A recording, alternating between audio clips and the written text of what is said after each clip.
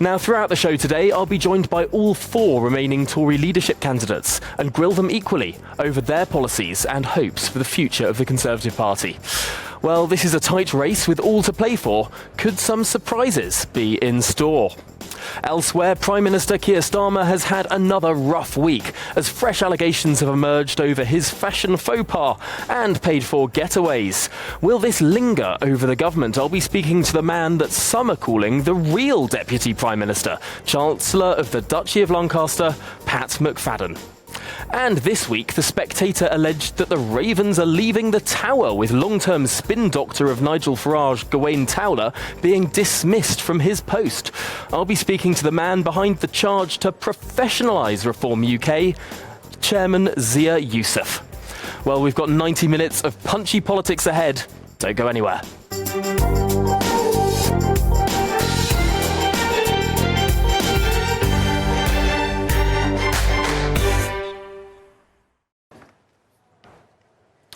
Well, normally, of course, we would review the papers at this section in the programme, but my goodness me, it's a very packed show. So we're going to kick right off with our first interview. I'm delighted to be joined by the Shadow Home Secretary, Tory leadership candidate and MP for Braintree, James Cleverly. James, thanks for joining us here. Thanks for being first up on this programme. I'm just going to dive straight in. You're a nice guy. Everyone says you're a nice guy. Are you just too nice to be Conservative Party leader?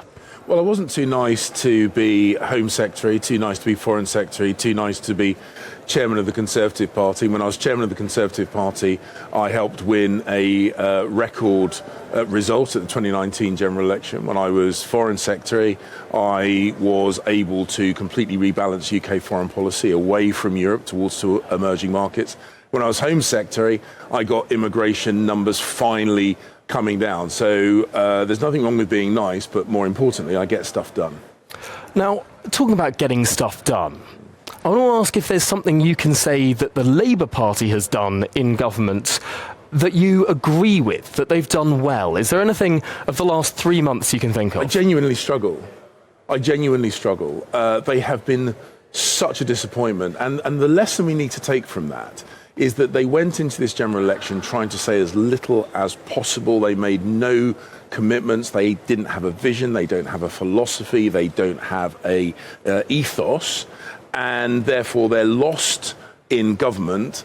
And their behaviour is hypocritical. Is there really nothing you can find in the entire agenda of this government that you might vote for, that you might be in favour of, even in principle? Well, look, if West Streeting is genuinely able to reform the National Health Service, I think that's something we should look at. If they are able to drive welfare reform, that's something we should look at. But the fact is, I really struggle. I will look closely. But at the moment, they have just been such a massive disappointment. Now, a lot of people would have said that the last 14 years were equally a fairly large disappointment. Can you name what the most conservative thing the government did was in the last 14 years in power? Well, I tell you, one of the things that I'm most proud of that I did, working very closely with Ben Wallace, we persuaded NATO ally countries to follow suit when we donated main battle tanks to Ukraine in its self-defense against Russia. I'm very, very pleased that we were the first country to donate anti-tank missile systems, those NLAW missile systems, to Ukraine. So I know the last few years have been very difficult, but there is much that I'm very, very proud of that we did that was staunchly...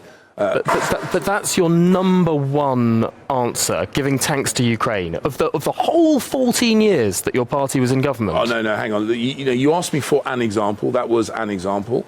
The point is, the reason I'm so passionate about making sure we spend 3% of GDP on defence is that if you are not well defended, if you are not able to defend yourself and support your friends and allies around the world, any other plans that you might want to put in place... A lot of Conservative members might say that defence wasn't a high point of the last 14 years of government. Well, as I say, my view, and you asked for my view, was that we demonstrated resolve, we demonstrated commitment, and as leader of the Conservative Party and as a future Prime Minister, that's the kind of thing I'd emulate. Okay. Doing what is right, not just what is easy. Okay. Standing up for peace through strength, rather than just crossing your fingers and hoping. Now, what was the worst thing the last government did? The most left-wing policy, in your view, that the last government pursued? Well, I think our collective response to COVID took us into a place that naturally Conservatives should not go. We became much less liberal. The government expanded in its scope and its reach. It took us into some very difficult terrain. And I think we've paid the price for that. And we should learn from that. We mustn't do that again.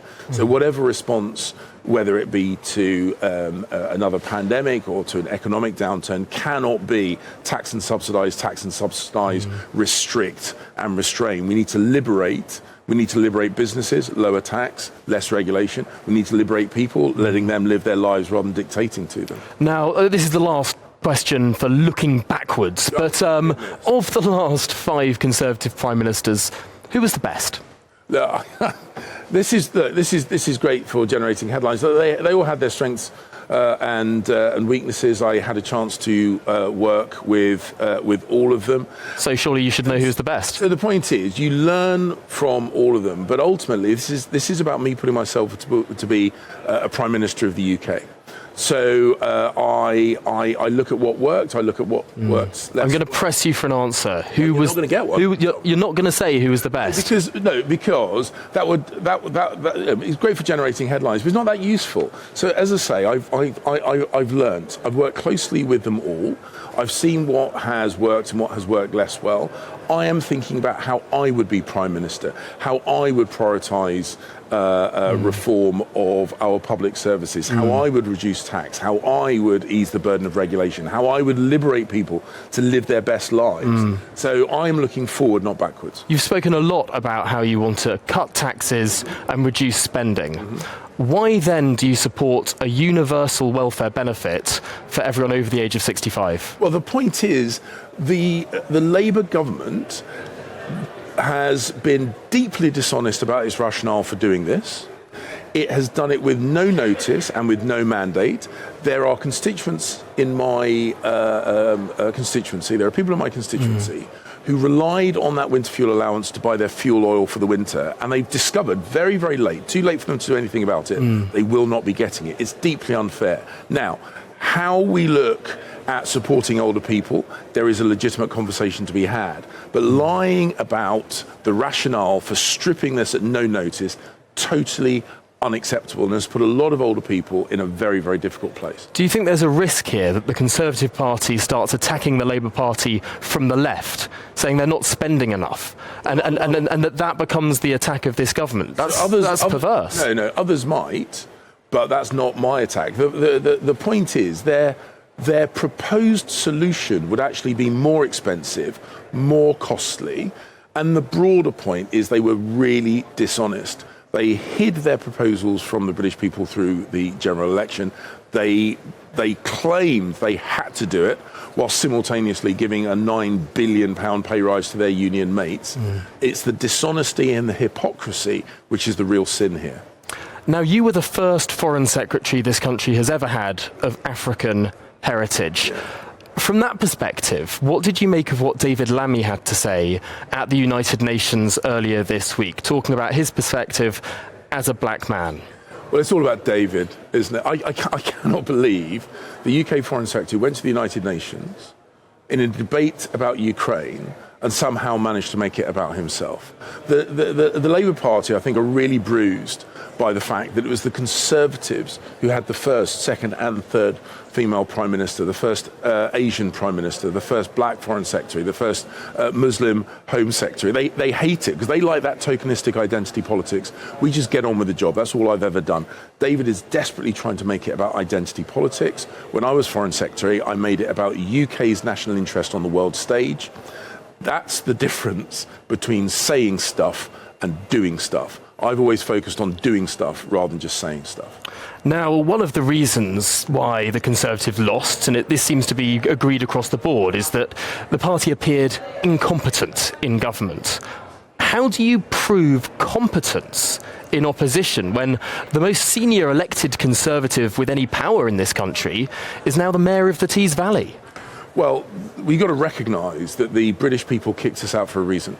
And they kicked us out because of the gulf between what we said and what we did. So we need to promise less but deliver on everything we promise.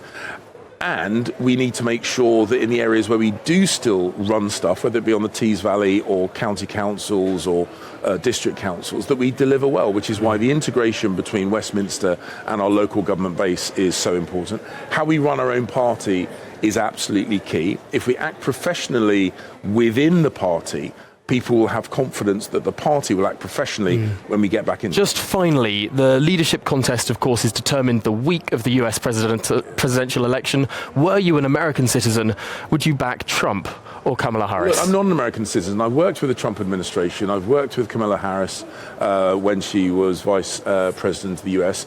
As leader of the Conservative Party and as a future Prime Minister, I will make sure I work with whoever the American people choose. But you won't back either one? Because I'm not an American, Tom. Well, there we go. James Cleverly, I tried to get an answer from you on that last one. Ever the diplomat, once a foreign secretary, always foreign secretary. James Cleverly there, Conservative leadership candidate. Now coming up next, the Tory leadership candidate Tom Tugendhat will be joining us live at this stand.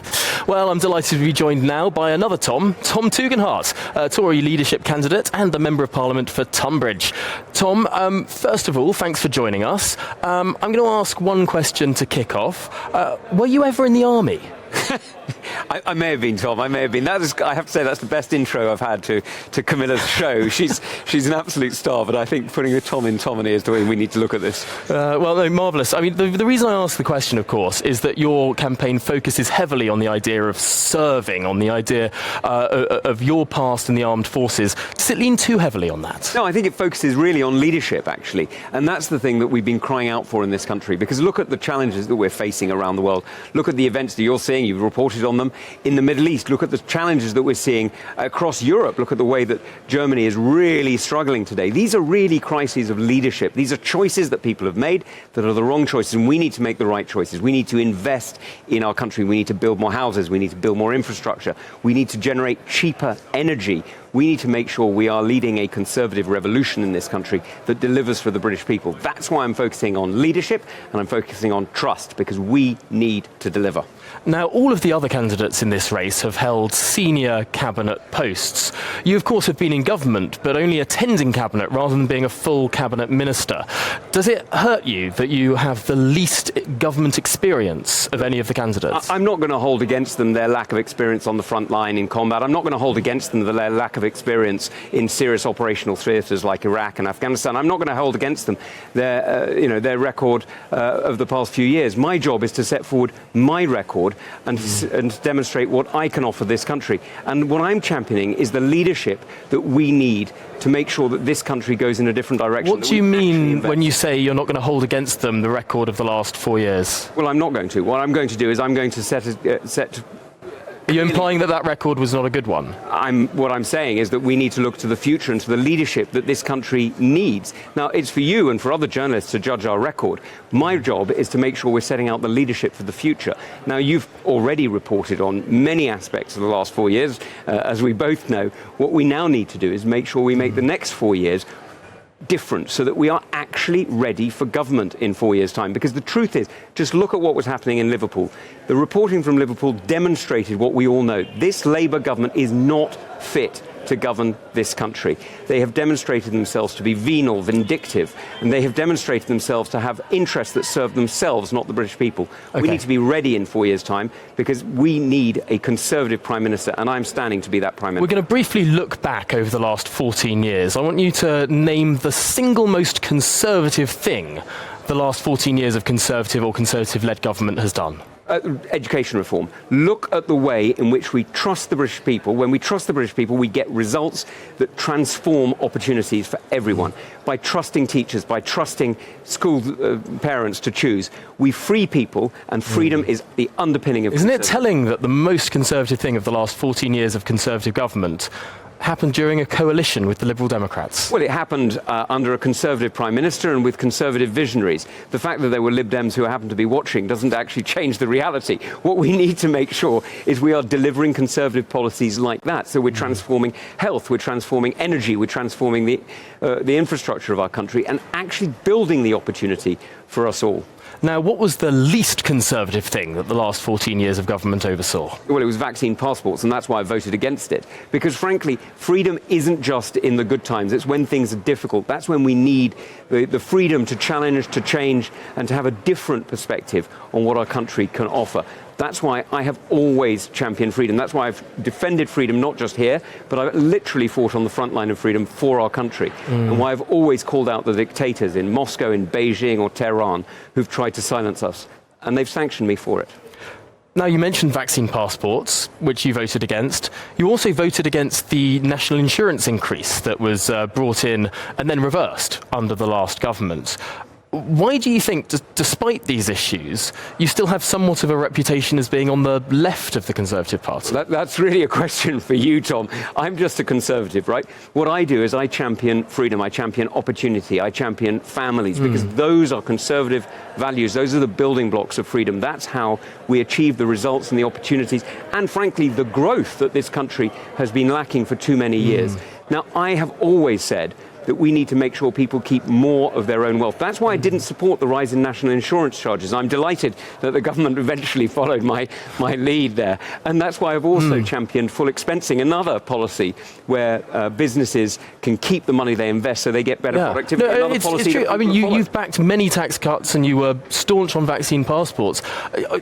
You must have an idea about why some of your colleagues think that you're more centrist than others. Well, I think I think people like the fact that I'm able to talk to people from across the political spectrum, and I'm proud of that. Look, I'm very proud of the fact that I have really, really close friends who used to vote Reform but who are coming back to support me. I've got really good friends who have supported the Lib Dems but are coming back to support me. I've got friends who voted Green or Labour. We need to make sure we are making converts, not enemies, and that means making sure we're attracting people who see the Conservative values that we champion and recognise them as their own, whether they used to support Reform or whether they used to support any other party. Now, you've mentioned a few times in this conversation about building things, building infrastructure, building houses. What do you make of the Labour Party's proposal that they announced last weekend of planning passports, where there will almost be an automatic right to build on brownfield land? In principle, is that a good idea? Well, in principle, making sure that building has less regulation, that planning has less obstacles to jump through is really important. That's how you give young people the chance to have a home. That's how you give businesses the chance to grow. But let me just tell you one thing, Tom. I have seen so many Labour plans over so many years, and the devil is always in the detail. There is always an element of state control that comes in. Keir's been clear about it. Socialists are clear about it. Socialism means taking control from you and giving it to them. So no chance you'll back the Labour Party's proposals on planning, even if they're deregulatory? If they are making real Conservative changes, I'll back them. An interesting question for someone with a military background. This weekend we've learnt that Boris Johnson was ready to invade the Netherlands in order to retrieve vaccines that vaccines that the UK had procured but the EU was withholding from us. Good idea or bad idea? Look, I think two of Boris's best ideas were supporting Ukraine and getting business involved with the vaccine programme so that we got the fastest rollout. I think this reads to me like Boris is having fun with the readers of the Daily Mail. I've spoken to a special advisor who worked for Boris at that time, who told me it was exactly what happened. That was true. He got military leaders to draw up plans to send in the SAS or other special forces into the Netherlands to retrieve vaccines. The Netherlands is a very important NATO ally. We train their Navy, we train their Royal Marines. They are a really important ally. It's 400 years since we've been to war with the Dutch, and I think the War of Chatham Docks is really, that's a little bit in the past. Okay, I was just pushing you hard there, but we're not going to get war with any European Union country from your lips any moment. No, okay. I'm not announcing the invasion of France. No, okay. Not even Calais? No, okay, we're going to move on. Of course, the Conservative Party voters split across many different parties at the election. Some went off to the Lib Dems, some went off to Reform, many sat on their hands and some voted Labour. How do you persuade all of the dissatisfied Tories to come back? How do you find a message that reaches that broader spectrum? Well, Tom, the truth is I've spoken at constituency events and at public events over the last 10 years. I don't know how many thousand I've done, and over the last 6 months I've certainly done many hundreds, both during the election when I was knocking on doors around the United Kingdom and then recently, of course, for this phase of the leadership election. And one of the things that really strikes me is the thing that people really want to see is they want to see leadership. They want trust back in politics, and they want to see us delivering. Frankly, they were angry, and I get it. They were really, really angry. What they saw in the Conservative Party over the last few years was self-service. They saw us being introspective, not supporting the British people, not looking at what was in the best interest of our country. We need to turn that around. Now, the truth is the Conservative Party does deliver, and we can deliver. And when we champion conservative values, that's when people come to us, because the natural values of the British people are conservative. They're based on hard work, on family, on opportunity, and on real drive to make this country better. Now, you stood to be leader of the Conservative Party 2 years ago. Why do you think you didn't win? Why didn't the party vote for you? Well, I think there are many, many reasons why the party was in a different position then. We were actually in government, and we saw shenanigans and game playing resulting in 2 elections in a very short space of time. I'm here to end that game playing. We've had enough of the political games that have made this party, frankly, more of a Westminster club than a national movement. We need to get back to being a national movement that champions the values of the British. But you didn't win then. Why can you win now? Because this is a different election. What we're now talking about is reforming the Conservative Party, making sure we clean up CCHQ, we change the way that this party works so that we can change the way that this country works. That's what we've got to do. That's what I'm going to do, so that in 4 years' time, the British people will have the chance to vote for either a socialist who's already started destroying Britain, or a conservative who's ready to rebuild it. I'm standing to be Prime Minister in 4 years' time. You've mentioned the freedom-loving ethos of this party, of the British people. Should people who protest politicians, who wave placards that call politicians of colour coconuts, should those people be arrested for the placards they hold? Look, I've always been clear that when politics is free, you can say what you like. When you're seeing the incitement to racial hatred that you've sometimes seen, then that is simply wrong. Now, the judge has ruled on this, and I'm not going to second-guess the judiciary. But frankly, I think racism in public life is utterly vile. It degrades everybody. Mostly it degrades the person who's doing it. But it's frankly absolutely despicable that we've seen people using such racial epithets across this country, and it's absolutely wrong. Some might say that a Conservative peer, Baroness Varsi, no longer a Conservative peer, was removed from the party for free speech. What do you make of that charge? No, she was removed from the party for repeating racist slurs. Finally, and this is a question that, of course, all of the candidates were asked famously in 2019. It's a question that Keir Starmer has studiously avoided answering. I hope you can answer it now. Have you done any illegal drugs in your past? I'm afraid not, no. I did handle an awful lot of opium when I was a soldier in Afghanistan, but I'm afraid that was to burn it, not to use it. Well, Tom Tugendhat, thank you so much for joining us here on the Camilla Tominey Show. I really appreciate your time. Now, I'm delighted to be joined here in Birmingham at the Conservative Party conference by Kemi Badenoch, Tory leadership candidate and the Member of Parliament for North West Essex. Kemi, thank you so much for joining us here this morning. First of all, I'm going to dive straight into it. You pride yourself on how direct you are. You pride yourself on speaking hard truths. But do you worry that you won't make the final 2 because you've rubbed too many of your parliamentary colleagues up the wrong way with that same directness? No. If you look at who's supporting me, you'll find that the people who've worked with me the most are my supporters. If I was rubbing people up the wrong way, it wouldn't be them. All the ministers who worked in my department are supporting my leadership. I think that people want some directness now. People want to hear politicians speak their minds rather than hide behind waffly language. And the thing about me rubbing up colleagues the wrong way is not true. It's something put about by people who are competing against me. I get on with my colleagues. Now, of course, there is a yellow card system in this race where if candidates or camps directly brief against other candidates, they're told to stop. Do you think this has been a clean race? I think it has been very interesting where some candidates have set out their stall and other candidates are talking about everybody else. I mean, it was really interesting on the Laura Koonsberg show today. Rob Jenrick was on just before me, and he said 2 things about me that weren't true.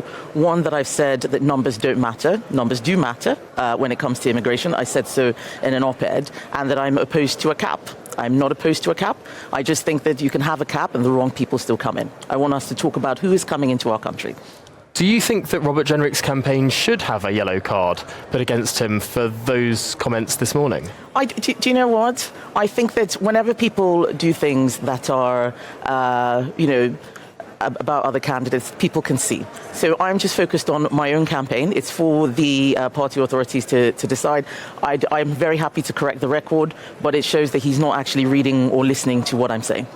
Now, would you serve in Robert Jenrick's cabinet or any other of your potential, anyone who might win this contest? Would you serve in any of their cabinets, in any position? Yes, and that is because I would certainly serve in the cabinets of any of the contenders standing, because we need to make sure that we all pull our weight when it comes to this parliament. There are only 121 Conservative MPs. We are so few. We're going to need everybody to work harder if we're ever going to get back to government. Now, this is something I'm asking everyone. What is something that you can name that the Labour government has done well so far in their first 3 months in office? Something Labour's done well. You asked this. I actually was thinking about this the other day because I like to give people the benefit of the doubt. And there is nothing that they have done well. Winter fuel payment, two-tier care on policing, treating one group differently from another, stripping away Ofsted inspections. Parents don't know what's going on with schools. Taxing VAT, taxing education. I know a hairdresser who's taking her daughter out of private education because it's just too much. This Labour government are terrible because they have no principles. They're just doing things without thinking. We were not ready for the election. They were not ready for government. Now, you have prided yourself on your principles and you've stood for the leadership beforehand. Mm-hmm. One of the things that you said in the past was that it is ridiculous that the state takes money from working taxpayers and gives it in benefits to millionaires who are retired. Yes.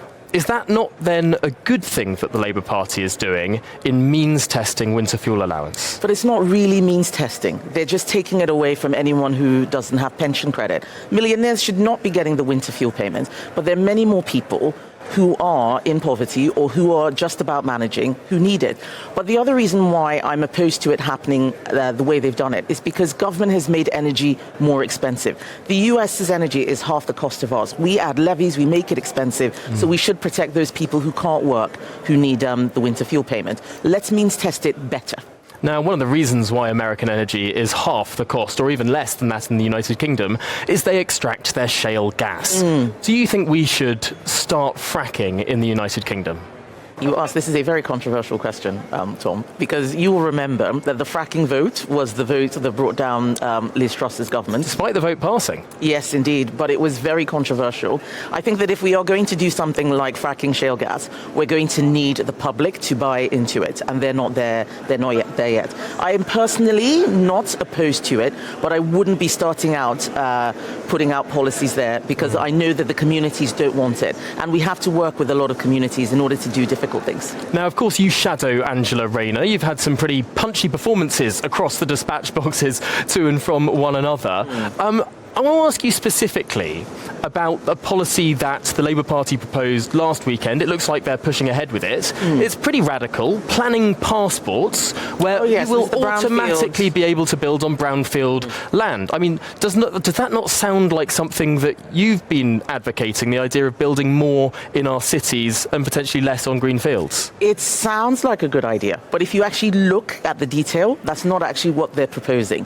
What they're proposing is, well, should we ask people maybe perhaps in certain circumstances we might do this, but we're not going to override local consent. We're not going to do, there's so many caveats to it. It is not serious when you realize that they have given urban areas lower housing targets. They're lowering the housing targets for places like London. So they're not going to achieve that. They are not consistent. That policy that they put out is not coherent. If you read it, you can see it's all over the place. And this is what I was explaining to Angela, who I actually quite like as a persona. She is one of those people who just hates Tories. I'm not somebody who hates people because of their political beliefs. I quite like her persona. Does she hate all Tories? Well, she called us scum, so I think that's pretty visceral, and she's never really apologized for it, at least not to my knowledge. Right. But she doesn't understand the policy.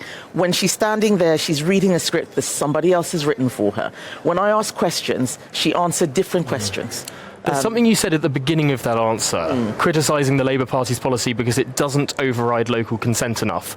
Would your ideal policy override local consent? Well, That's the point I'm making, is that if you're going to have automatic brownfield development, then that means you're overriding local consent. Right. If they've put that in there and said we're not going to do that, then it's not really automatic. That's why I say the policy is not coherent. There's lots of stuff in there that just doesn't add up. OK, we're going to move on to international affairs now. Would you vote for Trump or Kamala Harris? I'm not an American citizen, and I never answer this question. I used to when it was a pub quiz, but as somebody who's been trade secretary and met people from all parties in other countries, they don't like it when we comment on their internal politics. I'm not a junior politician anymore. I'm not just, having a fun time on a Sunday show. I'm running to be leader of my party, and that means that I need to be able to work with whoever is leading the, countries that are our allies, and that may be Donald Trump. That may be Kamala Harris. I respect them both, and I would work well with them. The Prime Minister has been at the United Nations in New York this week. He's met with Donald Trump. He dined with Donald Trump in a quite intimate setting. I almost said romantic there, but I think I should probably row back from that. David Lammy has been speaking at the UN as well. You're a very senior politician of African heritage. I want to ask you what you made of David Lammy's speech at the UN, where he spoke about his own personal experiences as a black man. I didn't think that the comments were serious. I could tell that he was very passionate, but I would draw the wrong analogy. Sometimes we need to be able to say things are wrong on principle, not just on our personal experience. There's often a place for personal experience, but the war that Russia is waging in Ukraine violates so many moral principles.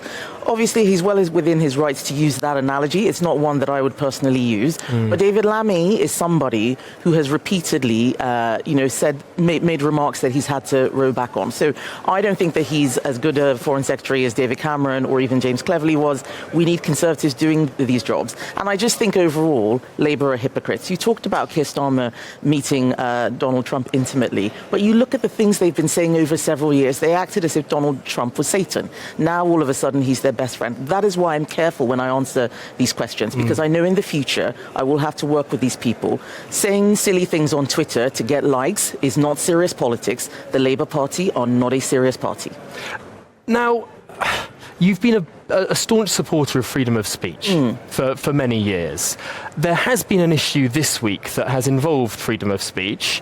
A Conservative peer, a formerly Conservative peer, now independent peer, has resigned from the party pending an investigation because she said it was wrong people waving placards that had the word coconut on them were arrested. She said that you should be able to call a politician, in effect, a coconut. What do you make of that? Is that free speech or is that not okay? The term is a racial slur. And I think that no politician should be justifying the use of racial slurs.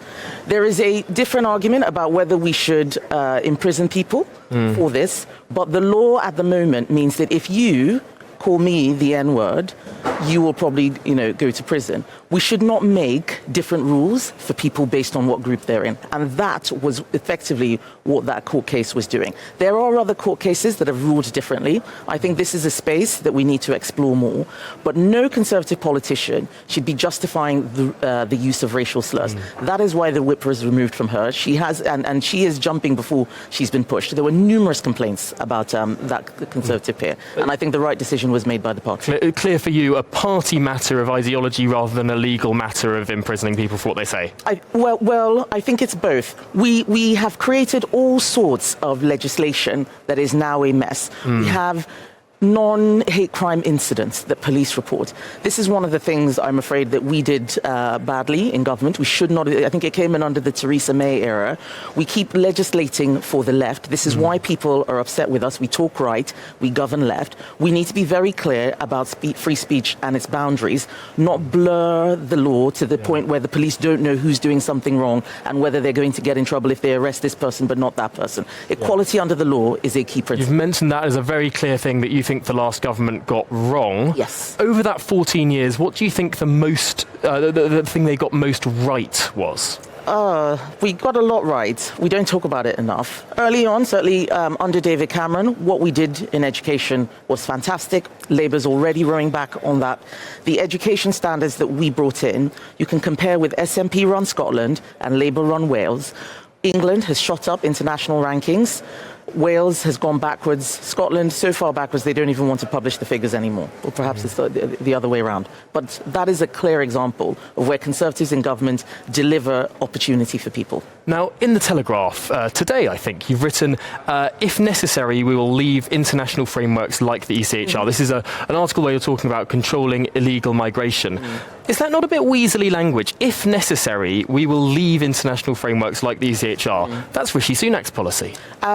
I'm not sure that it is his policy, but what I'm saying... Rishi Sunak, as Prime Minister, said he wouldn't commit to leaving the ECHR, but said that nothing was off the table, he would leave it if necessary. Is that not your policy? Yes, that is my policy. But the point I'm making is that we're not in government. So whether we want to leave the ECHR today, it's not going to matter. The problem we have, and this is what is different between me and Rob, the problem we have is that the public don't trust us. It doesn't matter if we throw out 1,000 great promises. People don't believe we will do them because we didn't do them before. How do we earn that trust back? That's why I wrote that numbers matter, but culture matters even more. And leadership is the critical thing. If the Prime Minister is not personally driving it, it won't happen. But the other thing that I say is that even if we left the ECHR today, we still wouldn't be deporting people. There are countries in the ECHR that are deporting more than us. That is a culture problem. We have people in the Home Office who don't want to do this work. Okay. If it doesn't matter what frameworks you leave, if you can't get the people to do the job, you're wasting your time. I am an engineer, so I think about how to make the system work. Rob is a lawyer. He's going to talk about laws and legalese. My way will work. His is another promise. OK, I've got so many more questions I'd like to ask you, but I've only got time for one. In a word, if you would, is it good for your campaign now that your supporter Michael Gove is the incoming editor of The Spectator? Michael Gove is not running my campaign. I'm running my campaign. I don't know what he's going to be like at The Spectator. I will miss Fraser Nelson, who was a good colleague when I worked there. I used to work for Andrew Neil at The Spectator about 10 years ago. So I care very much about that magazine. It is an important voice for the centre-right. We need more conservative voices and a good thing or bad thing? I don't know. We will have to wait and see. We shouldn't judge people before they start a job. Let's see what he does. OK, Kemi Badenoch, thank you so much for joining us here on the Camilla Tominey programme. Really appreciate your time. Earlier, I sat down with Robert Jenrick, Tory leadership candidate. Let's take a look. Robert Jenrick, can you name something you think the new Labour government has done well since coming into office? Well, look, I'm pleased that they are turning their attention to how we get more homes built in this country. We need to build homes. We need more industry and infrastructure. Unfortunately, they're going about it in the wrong way. They're doing precisely the opposite of what I want to do. They're slashing the housing targets in the big cities, and they're hiking them in the countryside and in places where there isn't demand for housing. So the idea is right, but the policies are wrong. If I was leader of our party and ultimately Prime Minister, I want to get young people onto the housing ladder with serious but radical changes to our planning system. Can you imagine backing any policy that Sir Keir Starmer puts forward in the House of Commons? Yeah, I've already said that the NHS needs reform. And if Wes Streeting and Keir Starmer come forward with genuine reforms in the national interest that improve productivity so that we actually talk about outputs, not just inputs, I would support them. Now, I'm sceptical because the revealed preference of this Labour government is to cave into the vested interest, to the trade unions. But I've made that offer to them. I think the public want to see their opposition behave in a mature way. Where there are good things, support them. Where they're making mistakes, like taking the winter fuel allowance away from 10 million pensioners, vigorously oppose them.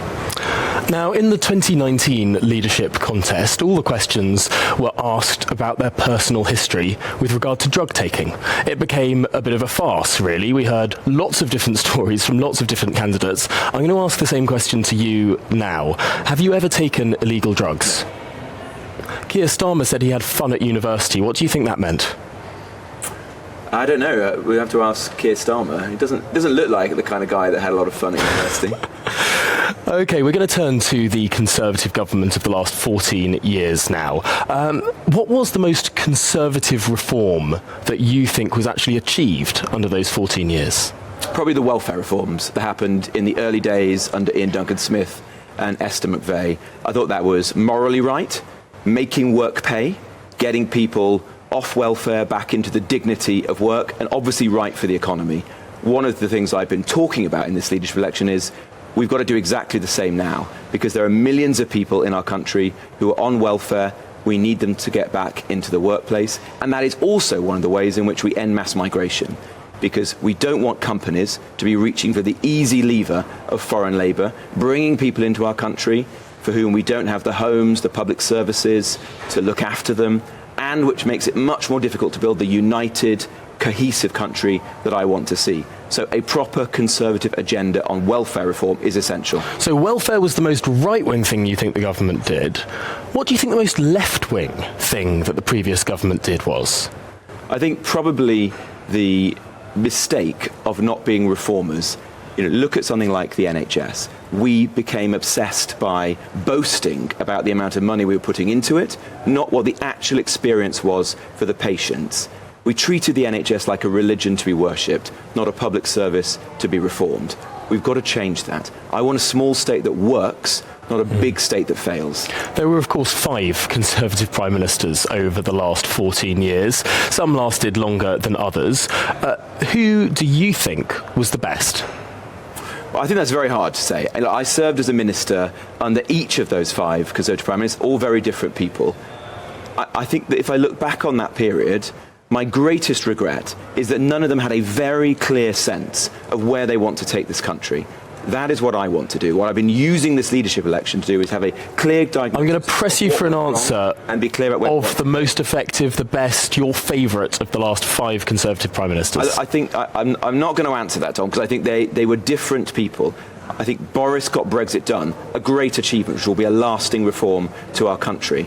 But look, all of them had their strengths and their weaknesses. What I want to do is learn the lessons from that period and put forward the serious answers to the big challenge that are now facing. OK, you've named Boris. Let's dive into something that has popped up into the news this weekend. Would you have asked your advisers in Number 10, were you Prime Minister, to round up the army, potentially invade the Netherlands and grab vaccines that the UK had procured that the EU was holding back? Well, I do remember the frustration at that time. I remember sitting in meetings and in cabinet meetings where we were discussing the issue that we had vaccines that we had ordered in other countries, which we were not, for a period of time, able to get back to serve our own people. So there's a serious point behind that. But would you have called in the army? Well, I don't think that's what Boris was suggesting. What I think he was showing was the immense frustration at that time that there were vaccines that we had procured which were not being made available for our own people. But the job of the Prime Minister is to put the interest of the British people first. Boris Johnson has written in his book that he convened military leaders in order... I wasn't privy to that conversation, Tom, so I don't know exactly. Do you think in principle it would have been a good idea? Look, I don't know the details of it, Tom. What I do know is that we managed to deliver the fastest and best vaccine programme in the world, and that is an achievement for Boris, for the Conservative Party and for the whole country. Now, the Conservative Party and all leadership candidates are heavily critical of the Labour Party's position on winter fuel allowance. Under your leadership, will the Conservative Party really be backing a policy that takes taxpayers' money away from working people and gives it to many people who happen to be millionaires? The issue here is twofold. One is the fact that Labour never said they were going to do this during the election campaign, so the dishonesty here, hiding this from the public. And the other point is the choice that's being made here. Keir Starmer is making a political choice to give money to his union paymasters, for example, £10,000 a year to train drivers who are already well paid, without properly settling the strikes. £8 billion to Ed Miliband's fantasy energy company, doesn't produce any energy whatsoever, and he's taking it from 10 million pensioners. One might say the Conservative position here would be to do neither. Of course there are some people who are on good incomes, but there are also millions of pensioners who are not. And there are pensioners who are on as little as £13,000 a year, who this autumn and winter, when energy prices are on the rise, are going to be £600 worse off. But are you really saying that as a Conservative Party leader you'll be supporting universal welfare rather than targeted welfare for people if they happen to be older? Approach those issues very carefully. The difficulty with means testing is always that it is immensely difficult to do that in practice, and often even more expensive to means test than to provide it universally. So it's harder than you might imagine. But the point here is Keir Starmer's making a choice. I think it's a bad choice, a selfish choice, and it reveals a lot about his personality and his politics. Giving money to placate his union paymasters, taking it away from poor pensioners. I think that's shameful. Well, the Times this weekend has alleged that your campaign did not want you to be questioned by Camilla Tominey during this conference. How do you respond to that allegation? That's not true. You know me, Tom. I submit myself to interviews by people like yourself every day. In fact, I've done more interviews than any other candidate on this leadership contest. So I think I've done as many as all of them combined. I've done over 100 events where I've been meeting members in all 4 nations of the country. I've been on Camilla's show multiple times this year, have the highest respect for her. What I actually want to see is we candidates for this important job subjected to the highest degree of scrutiny. That's why tomorrow I'm holding my own event where members can ask me questions, where I'm going to set out my vision for the future of our party and our country. Robert Jenrick, thanks for joining us. Thanks very much.